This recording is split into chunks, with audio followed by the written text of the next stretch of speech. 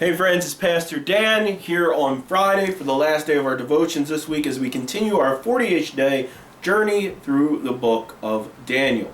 The scripture passage for today is found in the second chapter of Daniel, verses 1 through 13. If you've not yet had a chance to read the scripture, pause this video. The scripture is down in the description below. And whenever you're finished reading that, come back and join me for my thoughts on this scripture passage.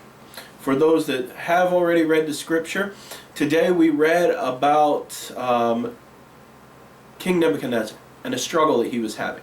As he went to sleep, he was having these dreams, and dreams is probably not the correct word for it. It sounds to me like they are horrible, horrible nightmares that the king is having. They're causing him anxiety. They cause his heart to be heavy, his mind to become clouded. He can't think, he can't sleep. He becomes an insomniac because of the dreams that he's having. And so he gathers and calls together all of his advisors, his trusted advisors, his magicians, his enchanters, his sorcerers, all of these wise men that he trusts that have served in his court. He calls them together and he says, "Explain to me my dream."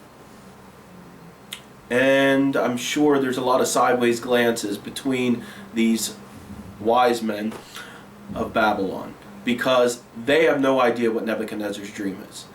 Just like a psychic today would do a cold reading on somebody, these charlatans of the ancient day would do the same type of thing. If they knew what Nebuchadnezzar's dream was, if he would tell them what his dream was, they could spin some kind of story. A good story, although a fake story, about what his dream would mean. But they have nothing. Nebuchadnezzar hasn't told them what his dream is, so they can't spin a fake story, so they have absolutely nothing. All of the king's wise men and the gods of Babylon that they represent stand silent, unable to give the king an interpretation for his dream.